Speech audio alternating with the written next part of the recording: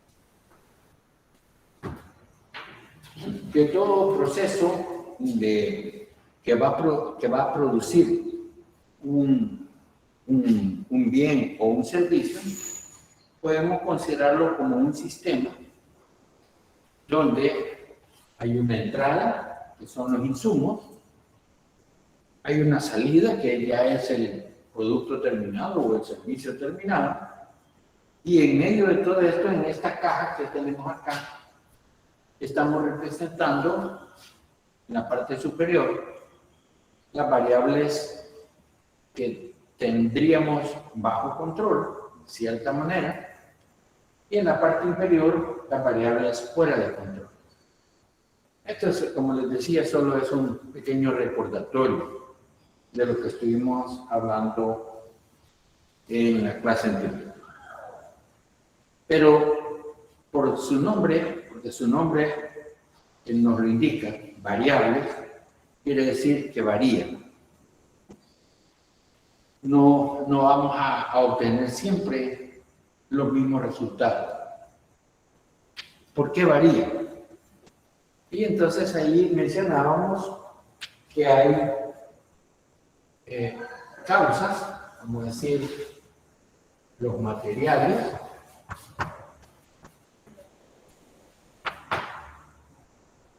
las máquinas,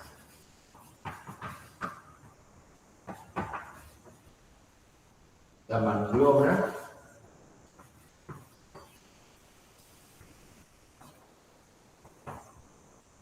las emisiones,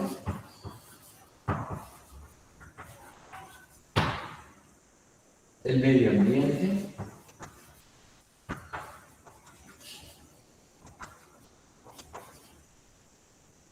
y los medios.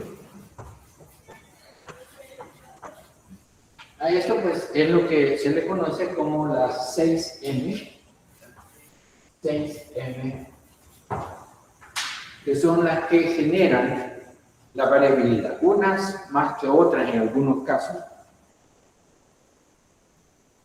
pero siempre la variabilidad tiene que ver con cualquiera de estas causas, materiales, máquinas. Por ejemplo, una máquina puede desajustarse de tanto estar en uso.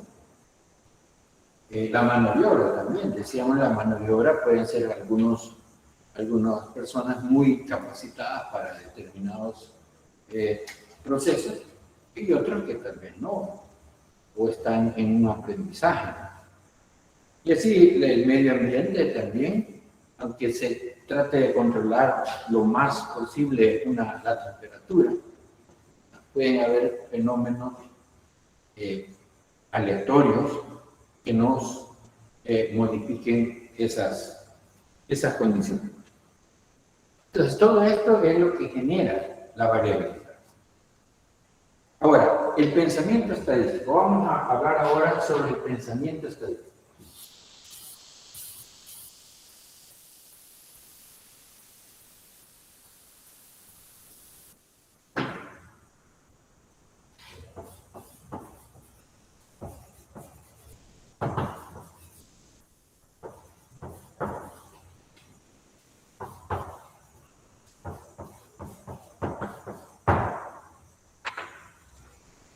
Ahí en su folleto de clase hay ya un apartado que es el pensamiento estadístico.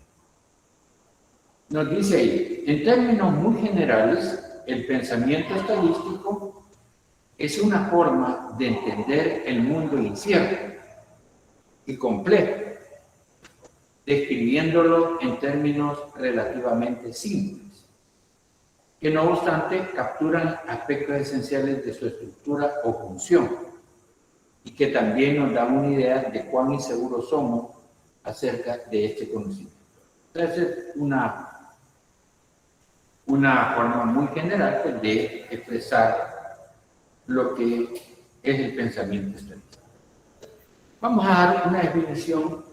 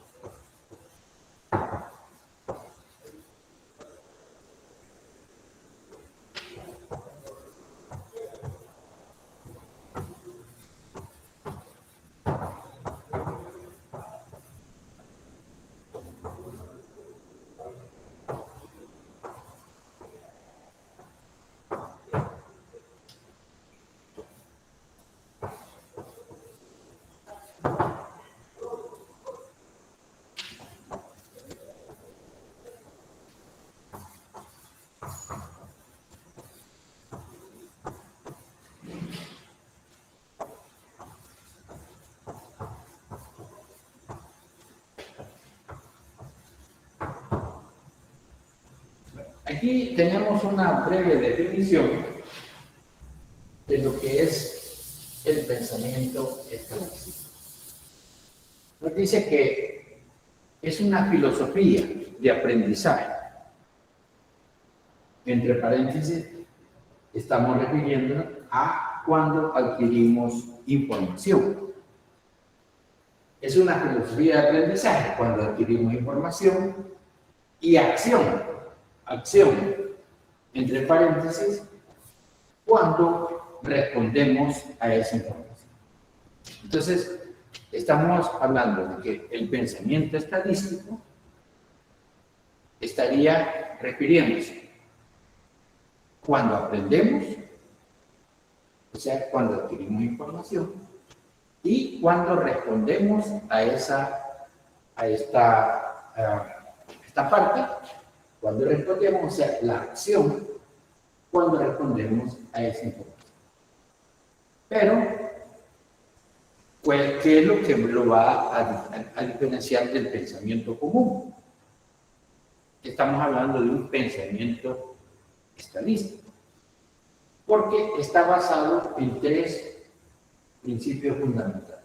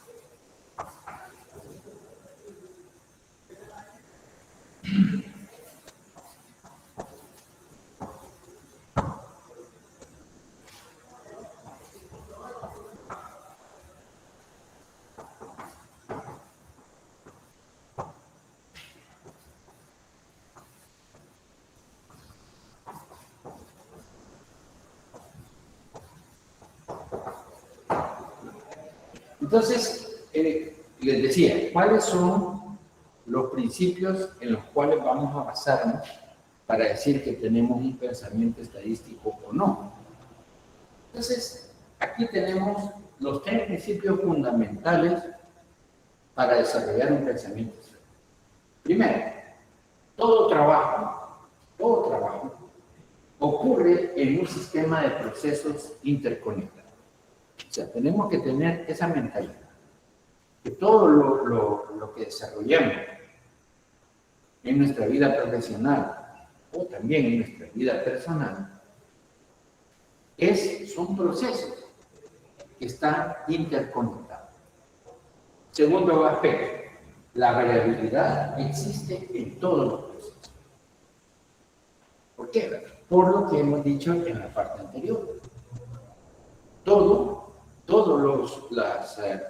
los sistemas son un proceso donde existe variabilidad, que está explicada en base a las 6 M. Entonces, la variabilidad existe en todos los procesos. Segundo aspecto. Y el tercer aspecto que tenemos que tener para desarrollar un pensamiento estadístico es este. Dice, entender, caracterizar, cuantificar, controlar y reducir la variabilidad son claves para eso. Entonces, en todos los campos profesionales, y la ingeniería pues, es uno de ellos, fundamental, tenemos que poder reducir la variabilidad lo más que podamos para decir que ya sea un producto o un servicio está siendo de alta calidad.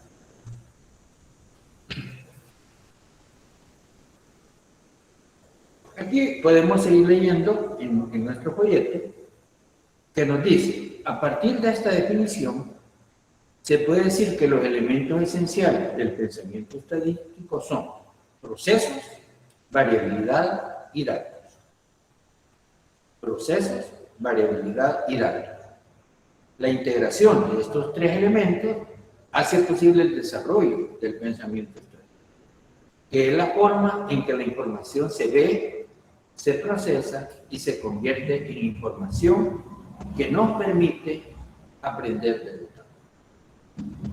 Pensar en forma estadística implica tomar conciencia de la variabilidad que existe y se transmite en los datos, así como de la incertidumbre originada por la variabilidad no explicada, que son las variables fuera de control, y tomarla en cuenta en cada paso de acción para la toma de decisiones.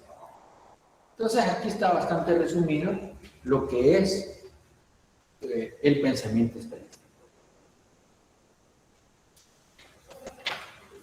Bueno, entonces, como hemos visto, casi toda esta parte que hemos estado viendo en la clase anterior y esta parte y lo que vamos a llevar de esta, estamos refiriéndonos a que todo lo que nosotros, lo que cotidianamente vamos a vivir y también en nuestra vida profesional, son procesos interconectados donde existe la variabilidad y donde reducir esa variabilidad es clave para eso. Veamos ahora lo que son las variables y sus medidas.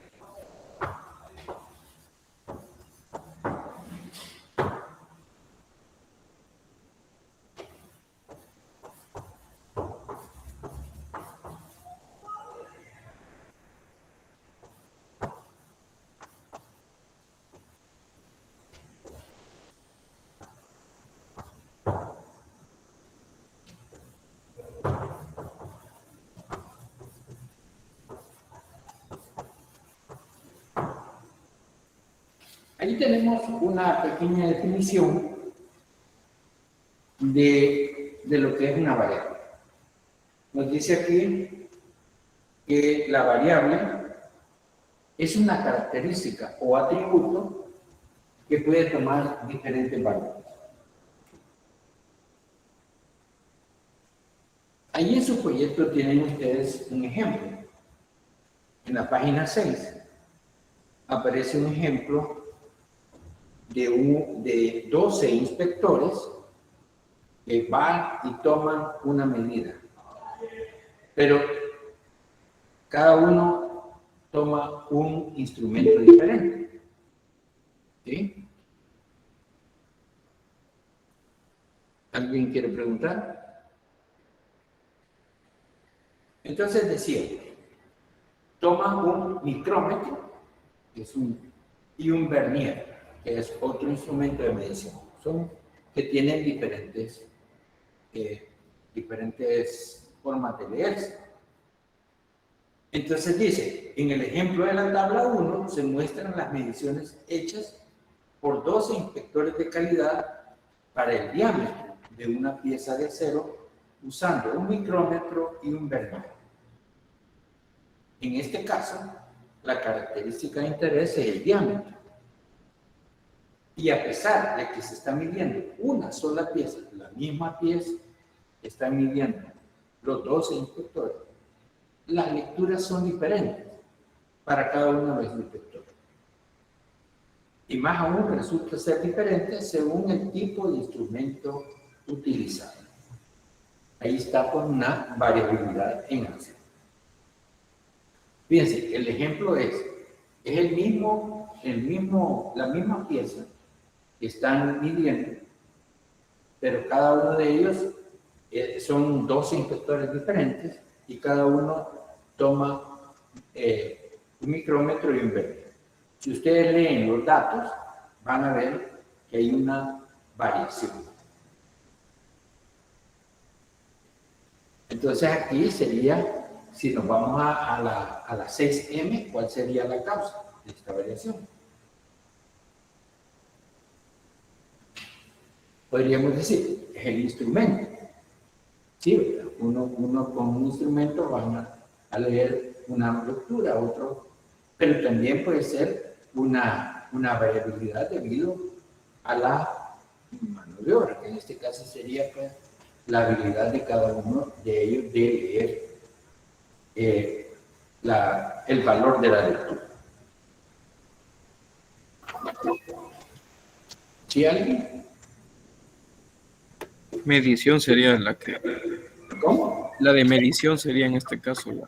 Mediciones, sí. Ingeniero, pero creo que ahí también afectaría quizás la temperatura, ¿verdad? Si afectaría la temperatura, ¿en qué aspecto cabería de la 6M? Sí, la temperatura podría ser, porque recuerden que si hay mucho calor, los instrumentos se dilatan, y si hay mucho frío, se contraen, ¿no? Podría ser. Pero si digamos, si fuera que el ambiente estaba controlado y teníamos la misma temperatura, esa sería una variable bajo control. Pero sí podría ser también una causa de variación. Veamos ahora cómo se clasifican las variables.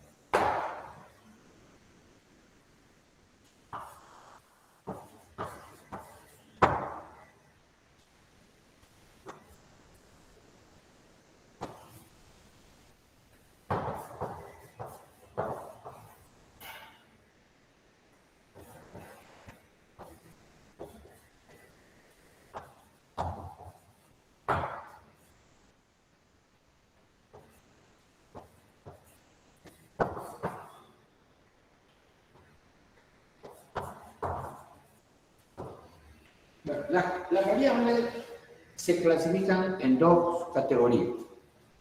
Las cualitativas o categóricas también y las cuantitativas. Esas son las dos formas de clasificar a las variables.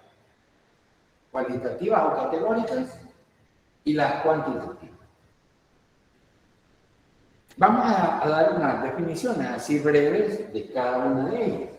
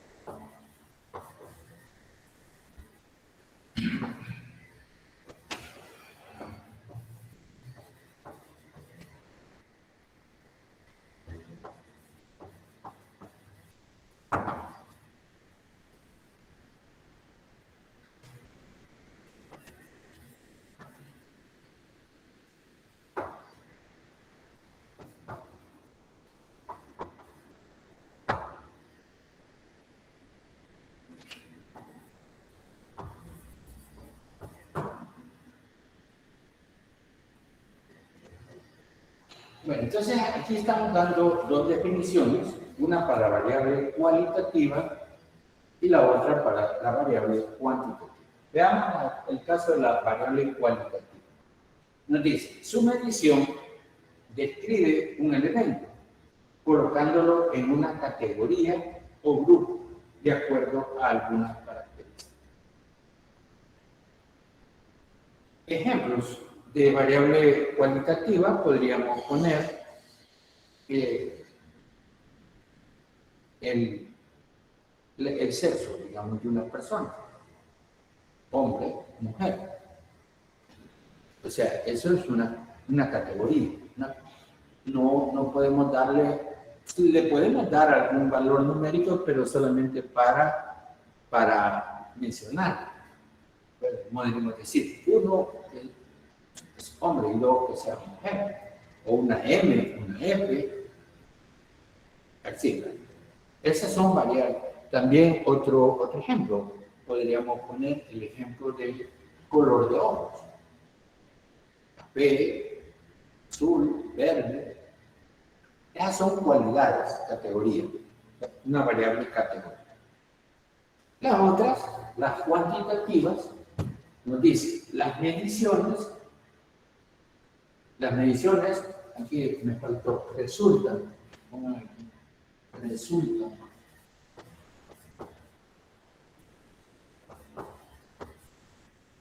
las mediciones resultan en valores numéricos que podemos ordenar y realizar operaciones aritméticas con ellos. Entonces, por ejemplo, la edad.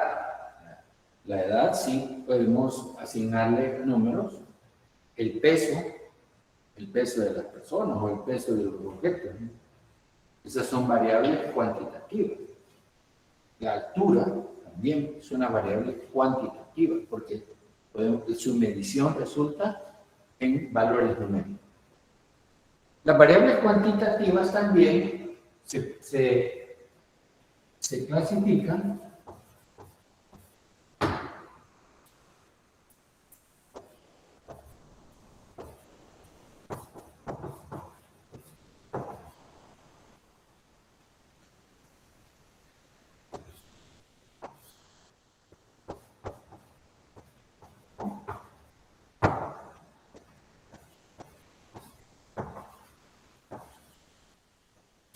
La variable cuantitativa también tiene una clasificación.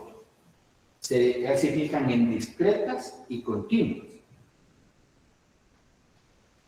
Las discretas son aquellas que solo toman valores numéricos, pero puntuales. Puntuales, por ejemplo. Vamos a ver los ejemplos más adelante, ejemplos de variables cuantitativas discretas, que pueden tomar solo valores 0, 1, 2, 3. Nada más podemos hacer un esquema.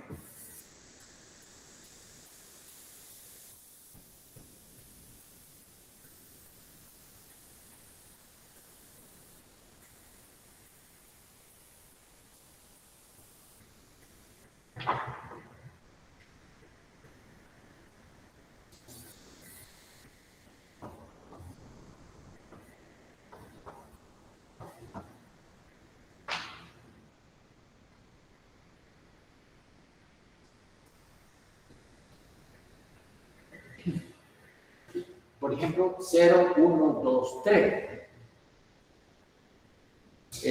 Nada más, solamente esos valores puntuales puede tomar. Es una variable cuantitativa discreta.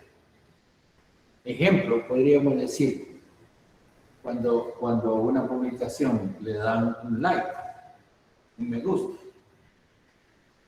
puede tener 0, 1, 2, 3, etcétera, ¿no? Pero solamente esos valores numéricos. No puede estar en medio de esta escala. A eso se le llama una variable cuantitativa discreta. Por ejemplo, aquí podemos mencionar el número de niños en una familia, el número de estudiantes en un salón de clase.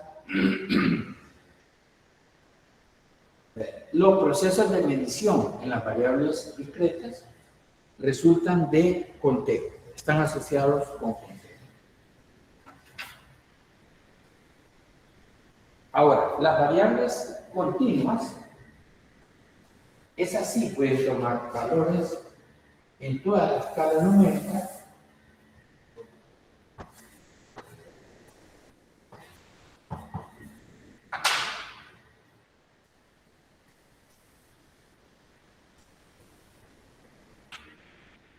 Por ejemplo, podríamos decir que una variable continua va a tomar cualquier valor en este rango de 0 a 3, por ejemplo. Entonces podemos decir las variables continuas pues pueden asumir un número infinito de valores en un intervalo de números reales. Ejemplo, la longitud de una pieza. Y puede tomar diferentes valores. En ese tipo de variables, los procesos de medición requeridos están asociados a instrumentos para ser cuantificados. O sea, en esta variable, digamos, los procesos son conteos. En esta variable continua, los procesos están asociados con instrumentos. Pasemos a otra parte.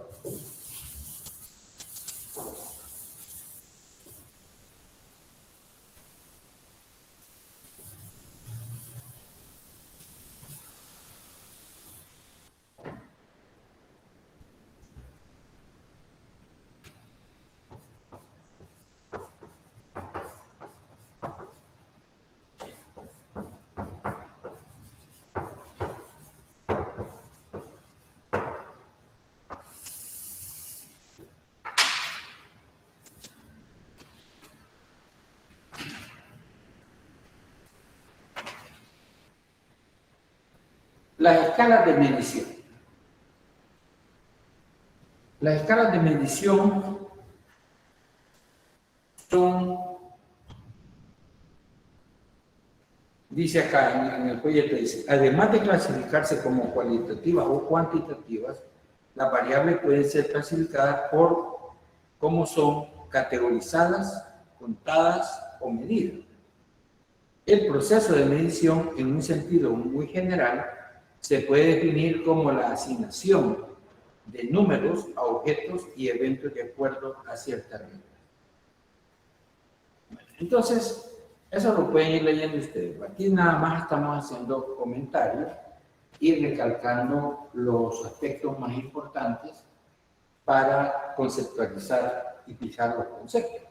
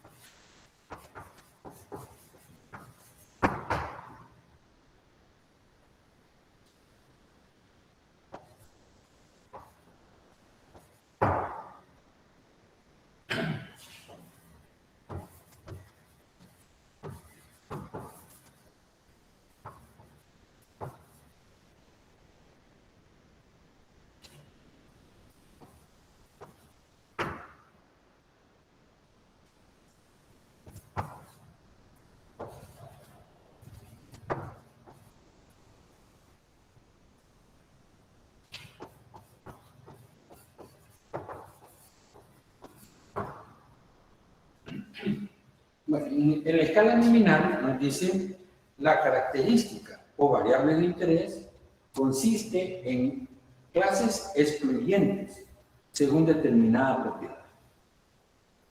Por ejemplo, volvemos a dar el ejemplo del sexo. Si es femenino,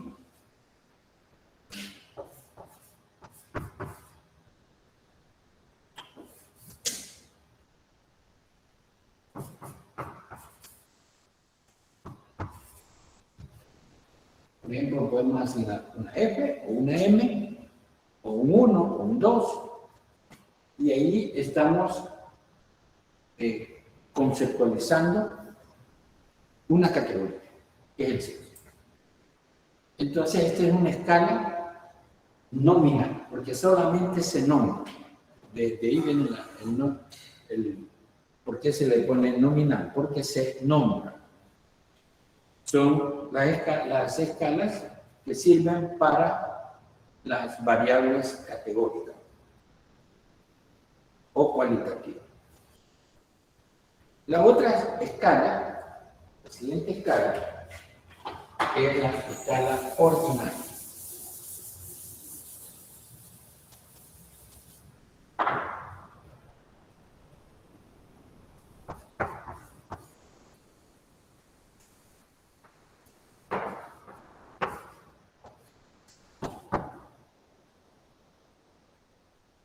La escala ordinaria.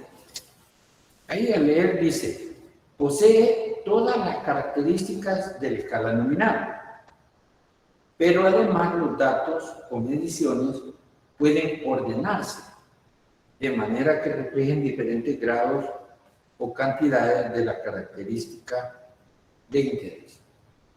O sea, esta escala posee, dice, las características de esta primera escala. Pero además, los datos o mediciones pueden ordenarse, de manera que reflejen diferentes grados o cantidades de las características de interés. Un ejemplo, si queremos poner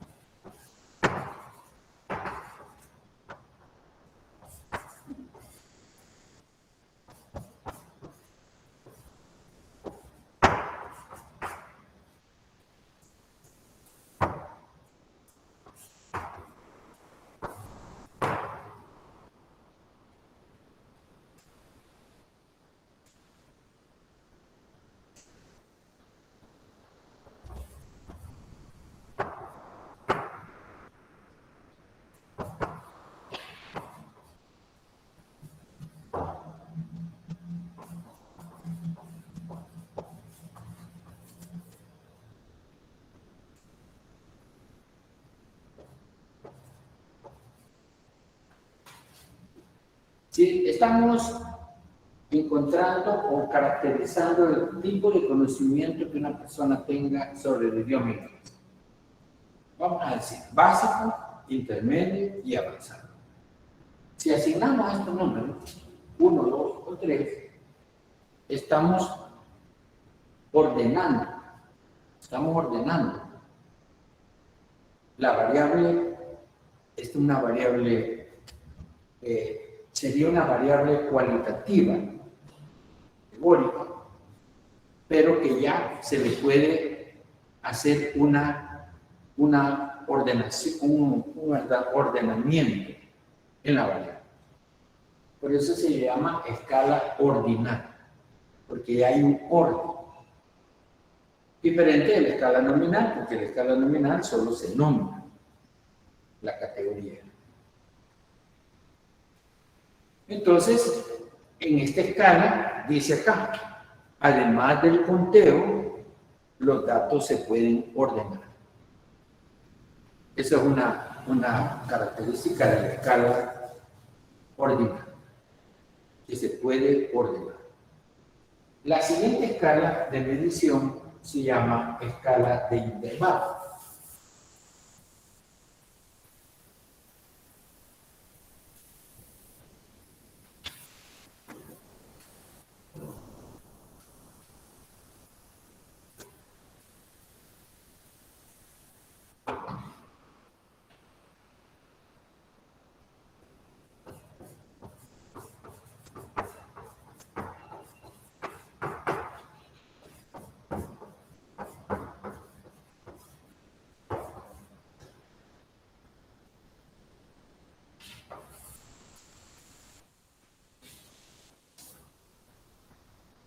La escala de intervalo es la siguiente. Veamos cuáles son las características de esta escala.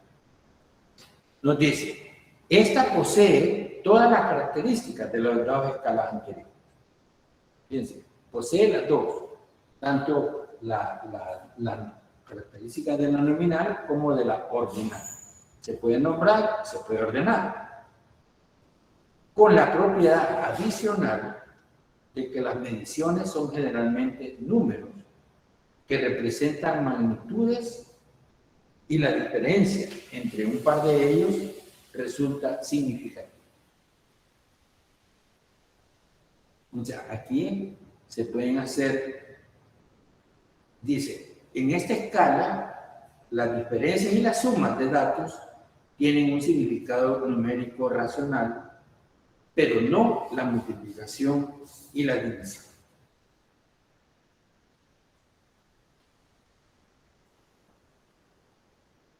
Aquí pone un ejemplo en el proyecto, la temperatura en escala centígrada. Tiene ciertas, se ordenan los datos, pues el 0 grados centígrados está asociado con el punto de congelamiento del agua y los 100 grados centígrados están asociados con el punto de ebullición del agua. Se pueden hacer diferencias de temperaturas, pero como no es una escala absoluta, eso lo ven ustedes en física, no es una escala absoluta, no se pueden hacer multiplicaciones y divisiones.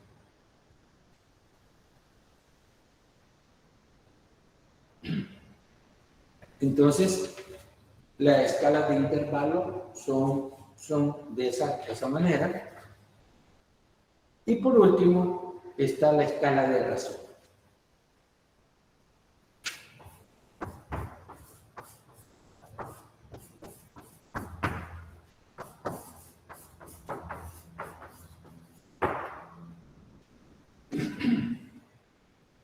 Dice acá, esta escala tiene todas las características de la escala de intervalo. O sea, tiene todas las características de la escala de intervalo. Pero además tiene un cero natural que indica la ausencia de la tribu. Cuando estamos viendo el ejemplo de la temperatura, el cero que tiene la escala centígrada no es el cero absoluto. El cero absoluto está asociado con otra característica física, que es la ausencia total de energía. Y eso, el cero absoluto, el cero quiere decir de la escala centígrada, está asociada, como les decía, al punto de congelamiento del agua. Bueno, entonces, pero en la escala de razón sí habrá un cero absoluto, que es la ausencia del atributo.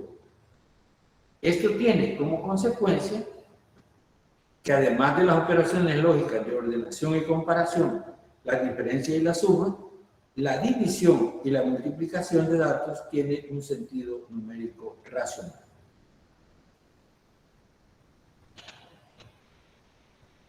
Aquí ponen el ejemplo de la cantidad de litros de agua consumido por una persona. Cero indica que la ausencia de la característica, o sea, la persona no ha consumido agua en ese día. Si alguien consume 2 litros, podemos decir que ha consumido el doble de una persona que ha consumido 1 litro. Ahí sí ya tiene razón de ser la multiplicación y la división. Entonces aquí hay una tabla bien importante porque ordena todo esto que estamos diciendo. Es la tabla 2 que aparece en la página 8. Y dice, escala, si ustedes lo van leyendo ahí en lo que tienen en el folleto, la nominal, ¿cuál es la operación matemática permitida? El conteo. Y la operación estadística permitida, frecuencia y modo. En la escala ordinal, la operación matemática es ordenar.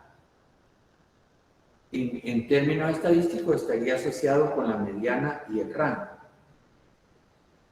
La intervalo, las operaciones son suma y resta. Estadísticamente estaría asociado con la media y la varianza. Y la escala de razón, la operación matemática está asociada con la multiplicación y la división, y estadísticamente estaría asociada con el coeficiente de variación.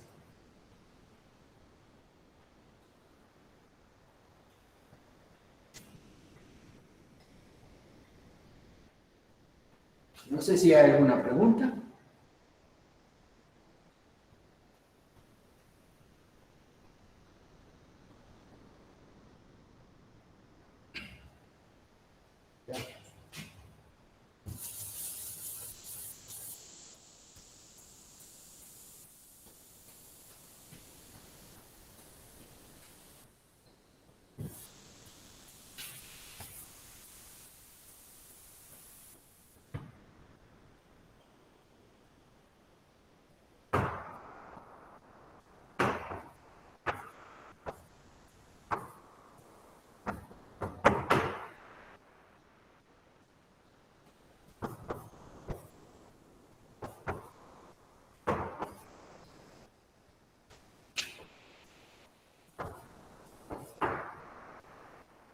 El folleto nos presenta ya en la siguiente sección, nos hace una pregunta.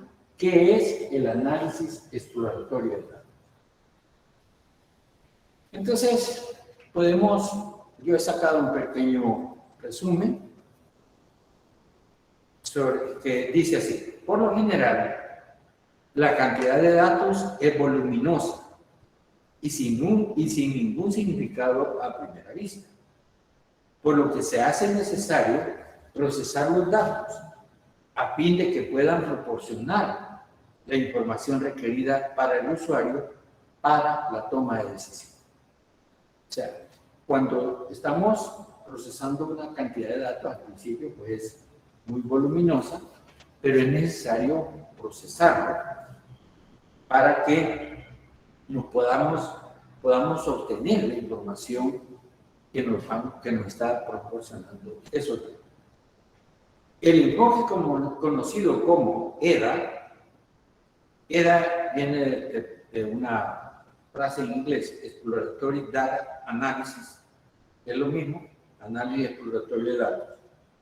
es por hoy la mejor alternativa para procesar una gran cantidad de datos y dibujar una imagen general que nos permita entender las cosas y por lo tanto aprender acerca de ellas.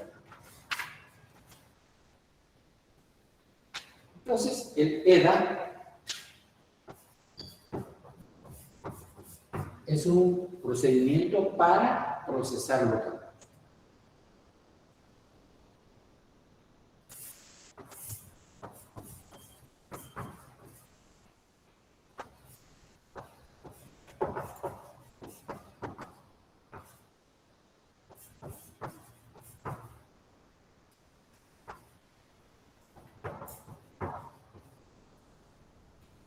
Entonces, se puede usar tanto para procesar datos cualitativos como para procesar datos cuantitativos.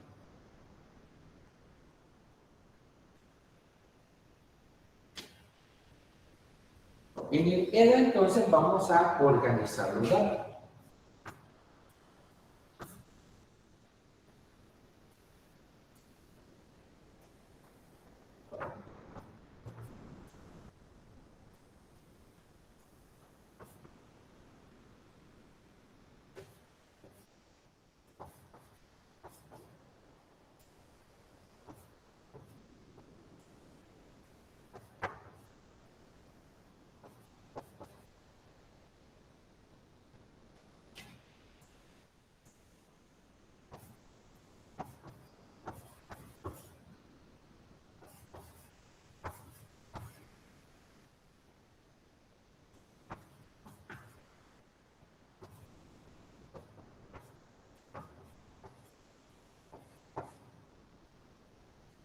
Entonces, el EDA lo que nos hace es procesar, organizar los datos y luego desplegarlos gráficamente, de donde vamos a obtener cuáles son los valores centrales de la serie de datos y cuáles son los valores extremos de la serie de datos. Vamos a dar unas pequeñas definiciones.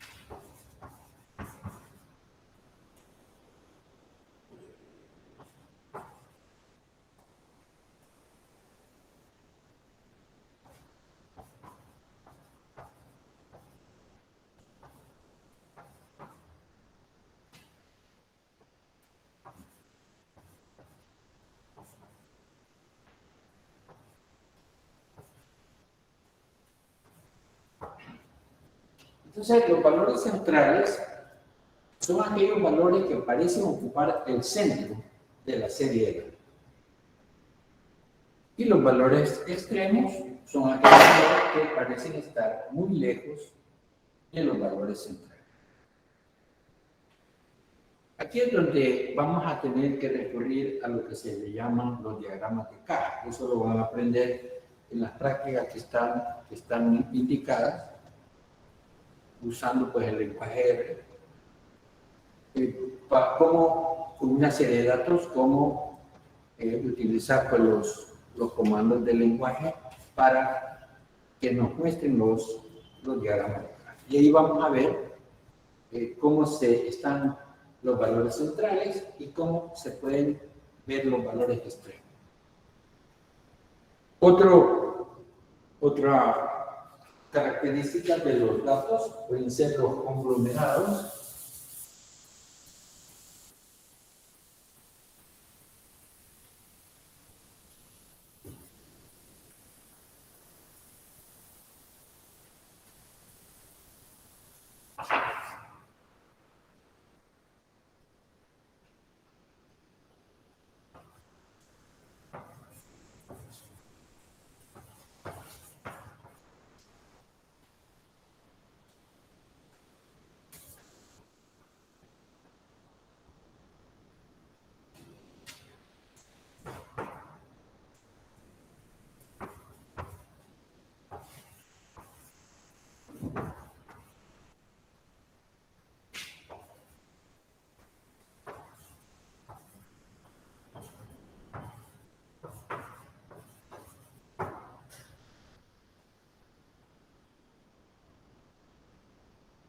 Ustedes pueden ir leyendo ahí el folleto.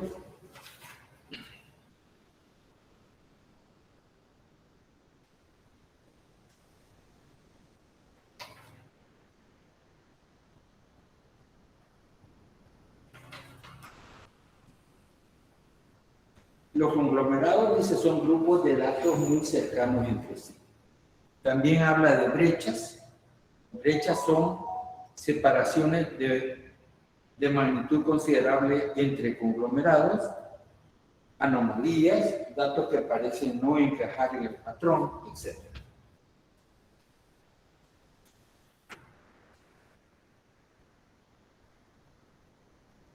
En la siguiente sección veamos lo que son las distribuciones de frecuencias y gráficos para variables cualitativas.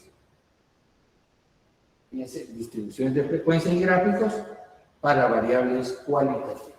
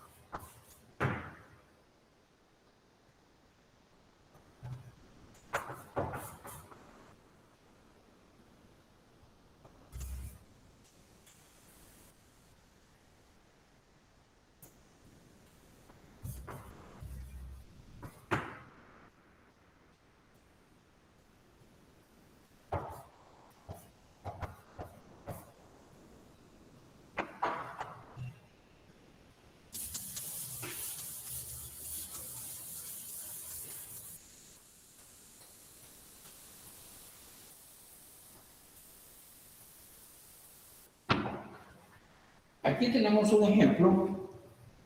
Vamos a ver esta variable que sería el tipo de celular preferido.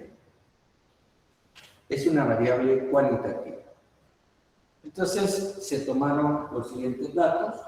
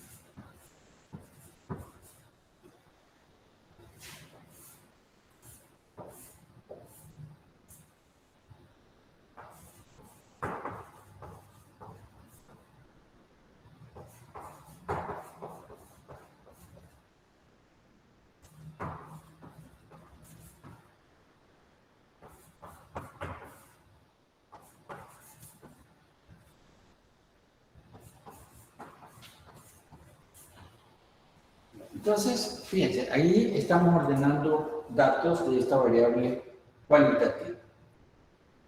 La muestra que se obtuvo fue de 2.253 personas. De estos tenían Android Smart 458, iPhone Smart 437, BlackBerry Smart 141. Los que poseían celular pero no inteligente eran 924 y los que no poseían celular 290. Si vamos dividiendo estas cantidades entre el total y multiplicamos por 100, tenemos la frecuencia relativa. O sea, el 20.33% tenía este tipo de teléfono, 19.40, 6.26, 41.01, 13.00. Si hacemos entonces un diagrama de barras, un gráfico de barras, y lo ordenamos en forma descendente, vamos a tener